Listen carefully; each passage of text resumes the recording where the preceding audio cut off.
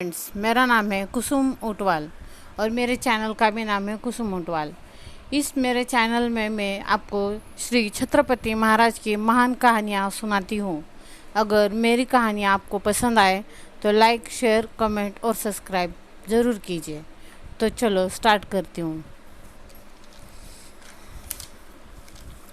कुछ ऐसे लोग होते हैं जो सिर्फ अपने बारे में नहीं सोचते, वो गरीब जनता के बारे में अच्छी बातें सोचते हैं, उनका कल्याण करना चाहते हैं। तो उसमें से श्री छत्रपति महाराज भी ऐसे ही थे, जिन्होंने सिर्फ अपने बारे में नहीं सोचा, उन्होंने अपने आम जनताओं के बारे में सोचा। पर जनताओं का हित करने में कुछ लोग ऐसे होते हैं जो जनता का अहित भी चाहते हैं, जो सिर्फ अपना हित चाहते हैं। ऐसे ही कुछ लोगों का बंदोबस्त भी शिवाजी छत्रपति महाराज को करना पड़ा। तो वो लोग कौन थे, वो मैं आज आपको इस कहानी में आपको बताने वाली हूँ। शिवाजी महाराज के साथ उनके 12 सैन्य थे। वो सैन्य ऐसे थे कि छत्रपति महाराज उनसे जो कहते, उन्हें जो आज्ञा देते, वो वही करते थे। वो शिवाजी महाराज के लिए जीने के लिए भी तैयार थे और मरने के लिए भी तैयार थे। और श्री छत्रपति महाराज के स्वराज्य के लिए भी उनकी यही भावना थी कि वो स्वराज्य की स्थापना के लिए जीना भी चाहते थे और मरना भी चाहते थे। उनकी ज़िंदगी का बस यही उद्देश्य था।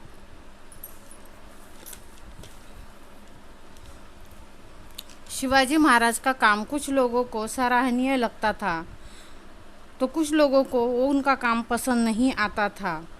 ऐसे ही बहुत सारे लोग थे जो कुछ उनकी तारीफ़ करते थे तो कुछ उनकी बुराई करते थे, कुछ लोग उन पे जलते थे। ऐसे लोगों का जो उनसे जलते थे, बंदोबस्त करने के लिए छत्रपति महाराज ने क्या किया, वो चलो हम आगे देखते हैं। शिवाजी को ऐसा ही करना पड़ा। खंडोजी और बाजी घोरपड़े ये सरदार आदिल शाह की यहाँ चाकरी करते थे। आदिल शाह ने उनको शिवाजी के विरुद्ध भेजा। कोंढाना किले के एरिया में इन्होंने आतंक मचाया हुआ था, पर शिवाजी महाराज ने इनकी दाल गलने नहीं दी। फलटन के बाबाजी नाइक निंबाड़कर ये तो शिवाजी के साले ही थे। शिवाजी को इनके खिलाफ जाकर भी लड़ना पड़ा। फिर भी आगे इस धारणा के और भी कुछ लोग थे जो शिवाजी के बराबर ही रह गए।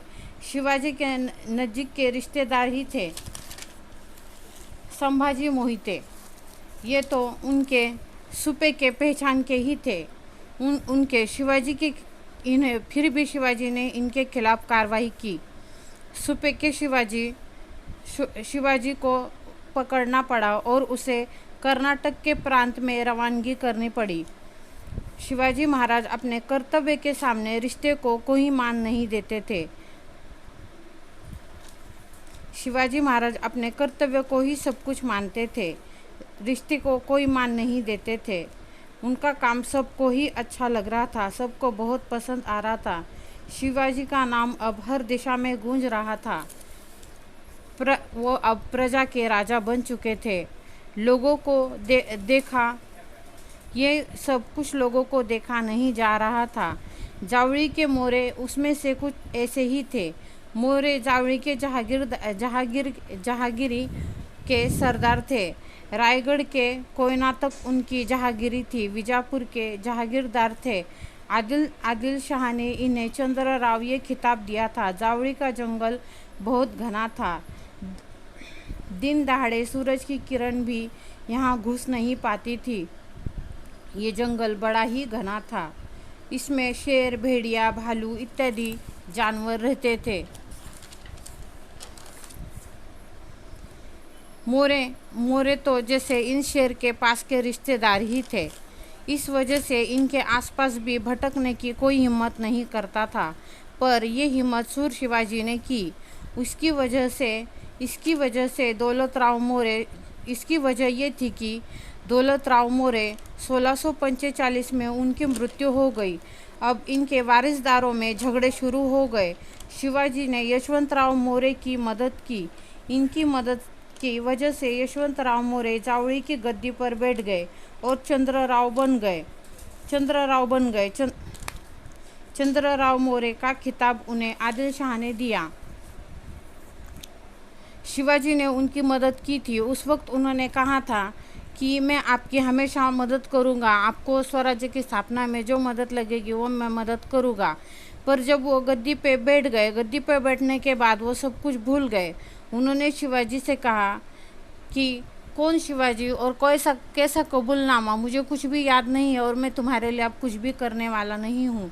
ऐसा उल्टा जवाब उन्होंने शिवाजी महाराज को दिया और गैर जिम्मेदार तरीके से वो व्यवहार करने लगे, जनता को भी सताने लगे। सत्ता में आकर वो सब कुछ भूल गए, दूसरे को कुछ मानते नहीं थे, वो सिर्फ खुद को ही सब कुछ मानने लगे। ना जनता को ना शिवाजी को कबूलनामा जो दिया था उसे भी वो कुछ मानते नहीं थे।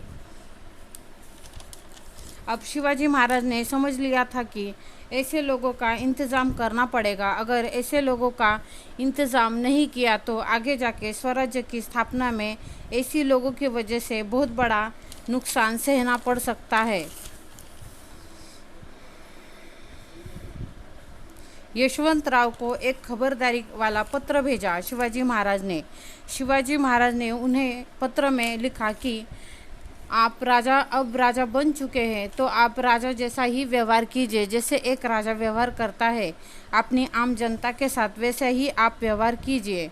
तो उसका उलट जवाब यशवंतराव ने लिखकर भेजा कि हम तो पहले से ही राजा हैं, आप तो आज राजा बने हैं।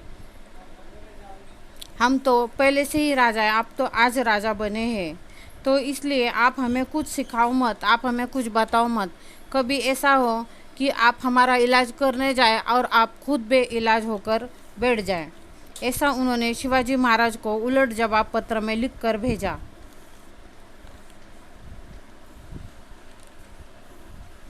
उन्होंने कहा गद्दी तो हमें खुद आदिल शाह ने हमें दी है। यशवंतराव ने ऐसा भी कहा कि हमें तो आदिल शाह ने खुद गद्दी पे बिठाया है, इसमें आपका कोई हाथ नहीं है। ऐसा जवाब यशवंतराव ने शिवाजी को भेजा। फिर शिवाजी महाराज ने उन्हें पत्र भेजा। शिवाजी महाराज ने भी उन्हें जवाब दिया कि अगर आप ज़्यादा बदमाशी करोगे तो अपनी जान से भी हाथ धो बैठोगे।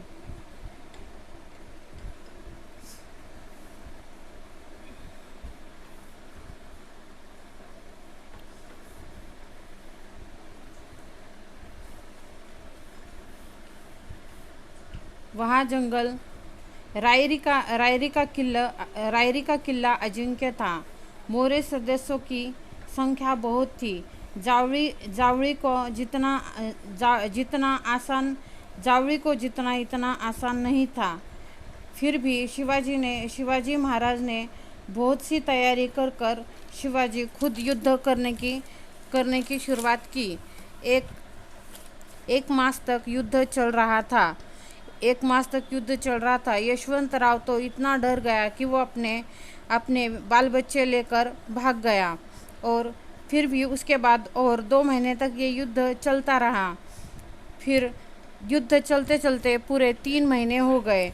युद्ध में इसके यशवंतराव के सैनिक बहुत से मारे गए। आखिर में ऐसा हुआ कि यशवंतराव को युद्ध से पीछे हटना पड़ा। यशवंतराव युद्ध लड़ते लड़ते हार गया और वो पीछे हट गया। फिर शिवाजी महाराज के ताबे में ये किला आ गया, रायरी का किला शिवाजी महाराज ने चारों तरफ से घेर लिया और अब ये किला शिवाजी महाराज का हो चुका था। शिवाजी महाराज ने उस किले पर विजय पताका फहराई। शिवाजी महाराज ने वो किला जीतकर उस किले का नाम रायगढ़ ऐसा रखा। फिर उसके ही सामने एक और पर्वत था। उस पर्वत पर एक शिवाजी महाराज ने एक नया किला बनाया। उस किले का नाम प्रतापगढ़ ऐसा रखा। तो दोस्तों, अगर आपको मेरी वीडियो पसंद आए तो लाइक, शेयर, कमेंट और सब्सक्राइब ज़रूर कीजिए। धन्यवाद। भूल गई मैं बहुत सारा।